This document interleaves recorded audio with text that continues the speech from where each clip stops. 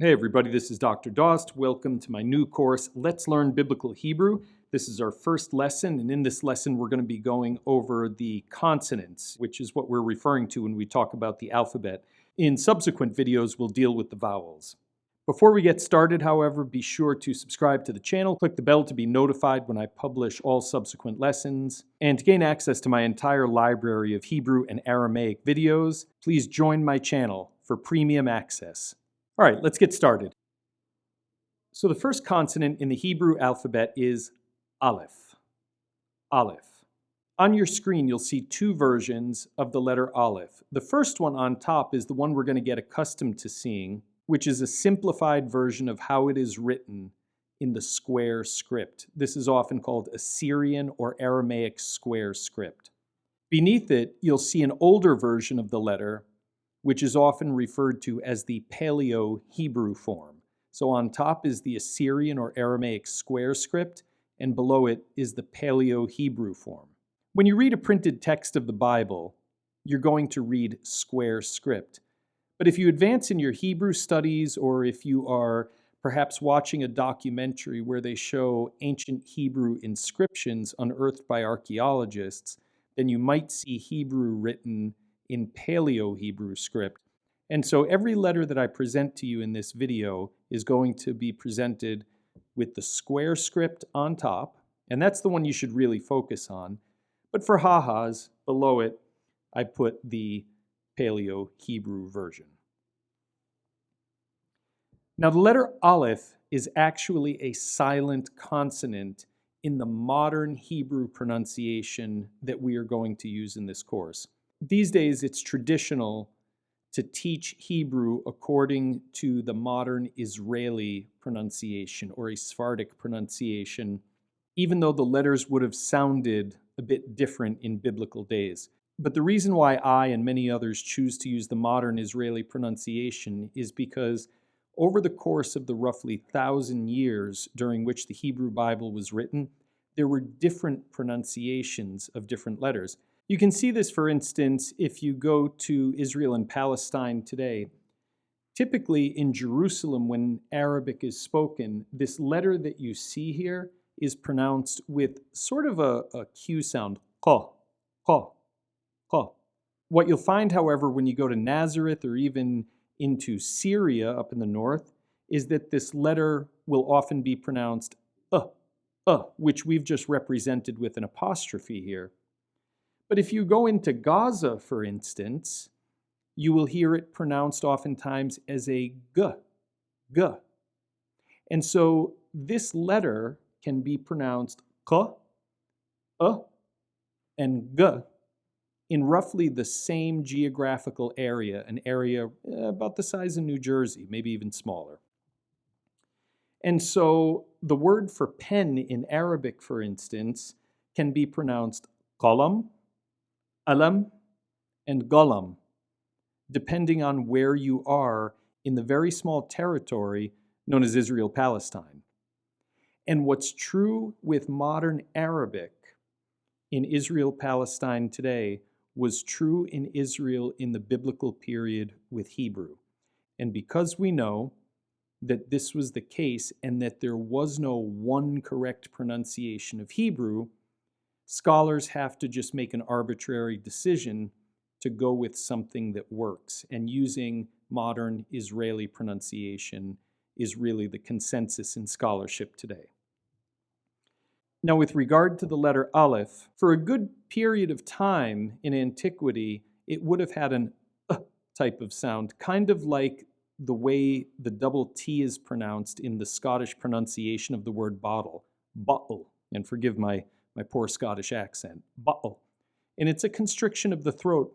But over time, this came to be really a silent consonant, in the same way that we have silent letters in English, say with the K in knife or something like that. So what happens is when we see an aleph, generally it's just going to take the sound of an associated vowel.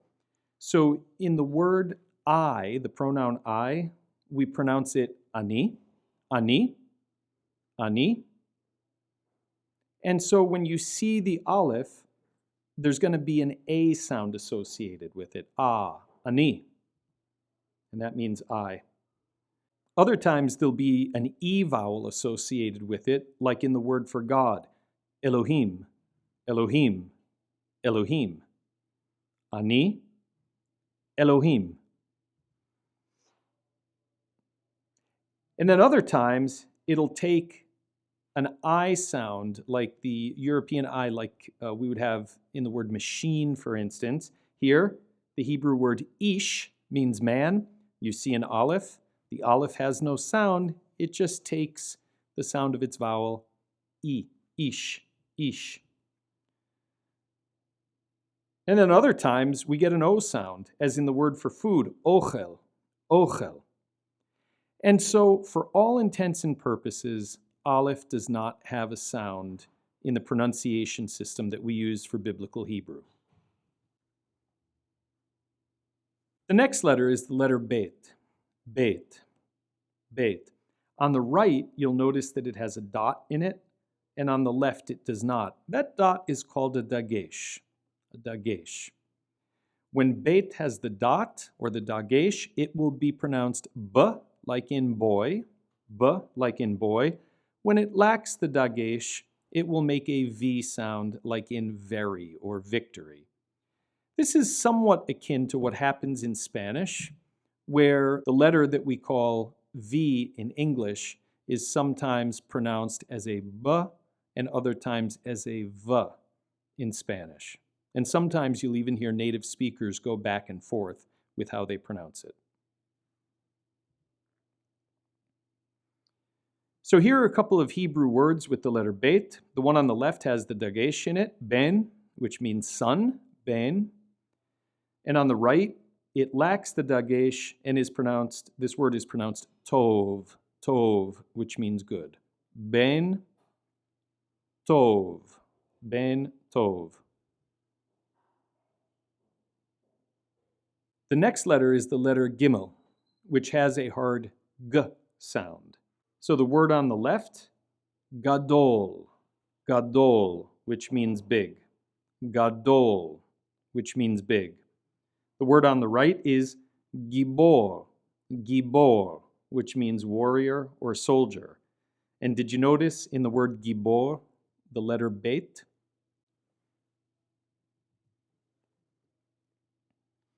The next letter is the letter dalet, dalet, which makes a d sound, like in the word dollar.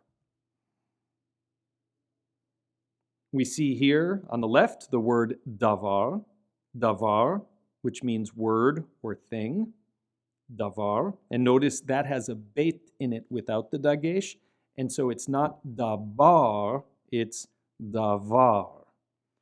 And then on the right we have David, David. Notice that one of the dalets has a dagesh while the other one doesn't. In modern pronunciation, this doesn't matter with the letter dalet.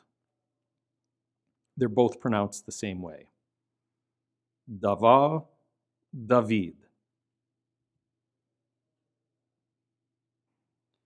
The next letter is the letter he, he, which makes an H sound like in happy most of the time. So if we want to say the word, haddavar, haddavar, the word. And notice, we know 3 of those 4 letters already. The he on the right, the dalet, and then the bet without the dagesh. Haddavar, the word. On the right, the he comes at the end of the word and really is not pronounced. It's really a marker for an A vowel. And so the word for queen is malka, but you don't pronounce the H there, malka, malka. And so the word on the left, haddavar, the he is pronounced. And the word in the middle here, malka, in queen, it is not pronounced. On occasion, there will be an O vowel associated with the letter he, as in Shlomo, which is how you say Solomon in Hebrew, Shlomo. And in this case as well, the he is not pronounced. The next letter is the letter Vav, which some books will write as Wow. In ancient times, it had a W pronunciation, w, like in water. But in modern Israeli pronunciation, it generally receives a V pronunciation, v, just like the letter Beit when written without the dagesh. So we'll see the Vav in the name Vashti, queen mentioned in the book of Esther, Vashti. But as you'll notice, in the word Shalom, the Vav represents an O vowel. And so sometimes the Vav will not function as a consonant at all, but it will represent an O vowel. Shalom, shalom. Other times it will represent a U vowel, as in the word kum, which is a command meaning arise. Kum, kum. Vashti, shalom, kum. The next letter is the letter Zayin, Zion, which makes a Z sound like in zebra. The word for olive is zayit, zayit, zayit. The word for seed is zera, zera, zera. The next letter is the letter chet, chet, which makes a rough sound, harder for English speakers. So we see this letter in the word for festival, chag, chag. Do you recognize that second letter in the word chag? That's right, it's a gimel. We've learned that already. So you're reading complete Hebrew words now. This is exciting. Chag, festival. And then to the right, we have the word meaning new, which is chadash, chadash. And so we haven't learned the final letter, but we do know that middle letter. That's a dalet, chadash, chag, chadash. The next letter is the letter tet, which makes a T sound, like in the name Thomas. And we see this in the word tov, tov, tov, which means good.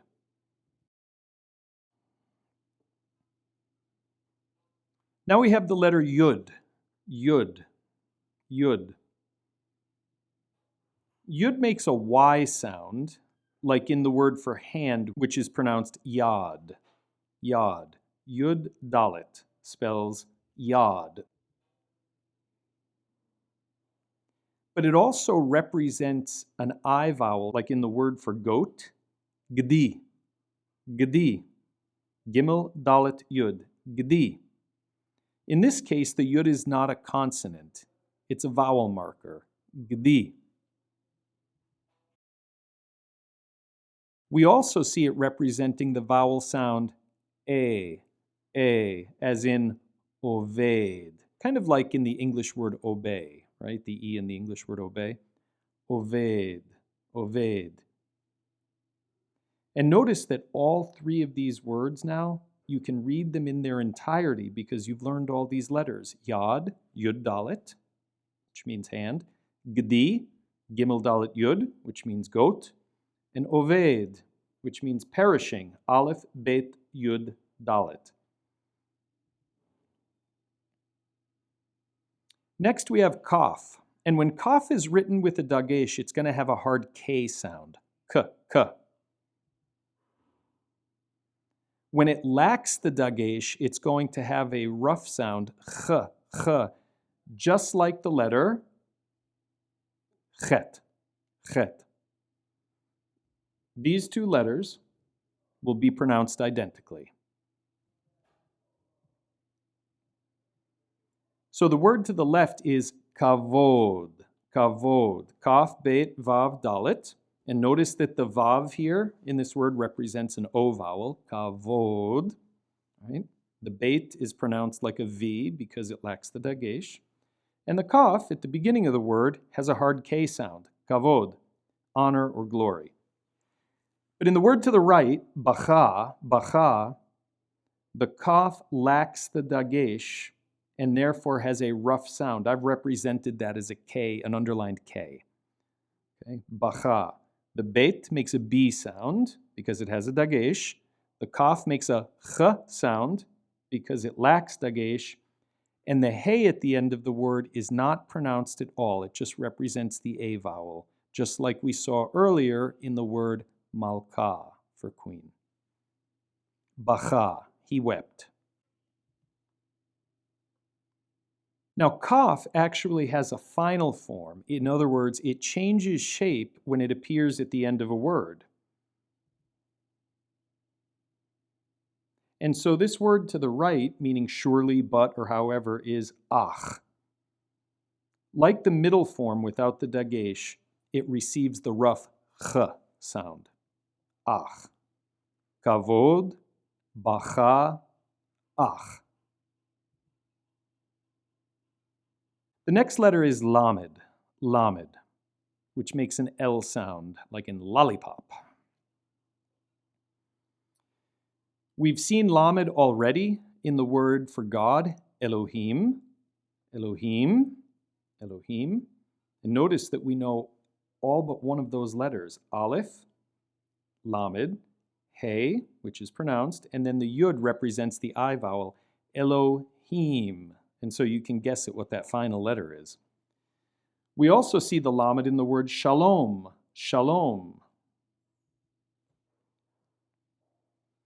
The next letter is mem. And when mem is at the beginning or the middle of a word, it's written like this. But when it appears at the end of a word, it's written like this. As we saw in Elohim and Shalom, the mem comes at the end of those words. So they're written like that. But in the word malka, which we saw earlier, the mem appears at the beginning of the word and has a different shape. And this word, as you can tell, is spelled mem, lamed, kaf, hey, malka. We also see mem at the beginning of the word king, which is melech, mem, lamed, and then we have that final kaf, melech. Next we have nun. The form on the right is what we'll see when nun appears at the beginning of a word or in the middle of a word. When it's at the end of the word, we get the form to the left. So in the word ani, which means I, nun appears in the middle of the word and therefore has that shape. However, in the word for son, ben, it appears at the end of the word, and so we get the final form of nun. Next is samech, which makes an S sound. And we see that in the word Sodom, which means Sodom. Sodom.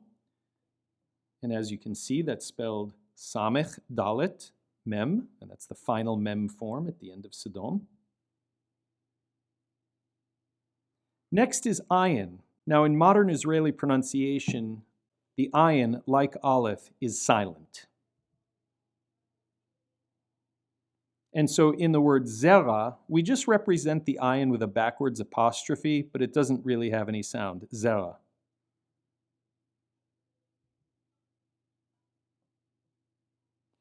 Next is the letter pe. When pe appears with a dagesh, it makes the sound p, like in the name Peter. When it appears without the dagesh, it makes a ph sound or an f sound, like in the word philosophy or Franklin. And when it appears at the end of the word, it takes an entirely different shape, which will be pronounced with the ph or f pronunciation. So on the right, we have the word pe, which means mouth. And notice that this is spelled pe, hey. The hey is unpronounced. It's just a vowel marker. Pe, meaning mouth. In the next word, the pe appears in the middle of the word, so the shape remains the same, but it lacks the dagesh and therefore has an F pronunciation, nafal. We've represented that here for reasons I'll talk about some other time as a P with a macron on top. That's going to represent a PH sound. Nafal, he fell. And then we see the final form in the word to the left, af, which means nose, af. The next letter is tsare, and the form on the right is what it'll look like when it appears at the beginning of a word or in the middle of a word, and the form on the left is what it looks like when it appears at the end of a word. This will have a TS sound, like in the baseball team Mets. Sometimes people will write it with a TZ, or other times people will just write it with an S with a dot underneath. So the word for flocks is tson, tzadi, silent aleph, nun, tson, and then eretz, and we see the final tzadi at the end of eretz, meaning land. Then there's kof, which in modern pronunciation just makes a hard K sound, but we represent it with a Q, again, for reasons that I'm not going to get into in this video anyway. So the word kever means grave, kever. Next is resh, and that makes an R sound. A lot of Israelis give the resh a sort of a French R sound. And we saw that in the word eretz, for land, aleph, resh, final tzali, eretz, land. Now we have one letter that has two different pronunciations, sin and shin. When the dot is to the left, we'll give it the pronunciation S, just like the letter samech, which we saw before. When the dot is to the right, it'll be pronounced as an SH, shin, shin. So the word on the left is pronounced sadeh, sin, dalet, hey, with a hey being silent, sadeh, field. The word on the right is ish, aleph yud shin, which means man. Since the dot is to the right, we give it an SH sound, and we represent that with an S having a caret on top. And the final consonant of the Hebrew alphabet is tav, which makes a T sound, tav. And we see this at the end of the word zayet, olive. Zayin yud tav, zayet, olive. Well, there you go. You made it through the Hebrew consonantal alphabet. And just for fun, I've put the Paleo-Hebrew alphabet up here so that you can study it if you want to, along with the square script in the standard font. You can see that the font that's used here for the square script is a little bit tougher to read, but this is the form that you're going to see in printed editions of the Hebrew Bible. In my videos for now, I'm going to use a simplified version just to make it easier for you to recognize and replicate by hand. You'll notice also that the Hebrew consonants have numerical values. I'm not going to get into that in this video, but we'll have some fun with that some other time. Now, just really quickly, here is a 9th or 10th century stone called the Tel Zayit Abecedary, which has the old Paleo-Hebrew alphabet on it. Now, you can't really tell from this initial picture, and so in this image here, the engravings that are there in the stone have just been kind of emphasized for the sake of the reader, but you can go and trace the alphabet here. And I encourage you to do that, and let me know if you have any interesting observations, and leave your comments below.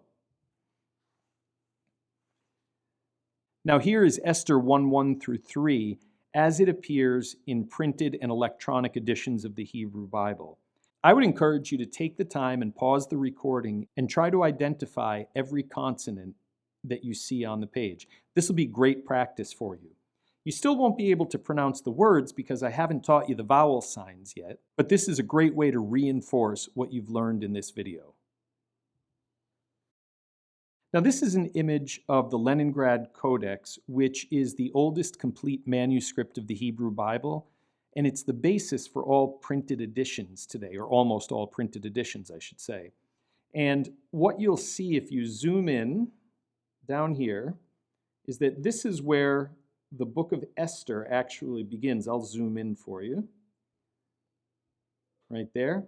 And so maybe what you want to do is go back and forth between this screen and the previous one and compare how the letters, how the consonants are written in the manuscript as opposed to in the printed edition.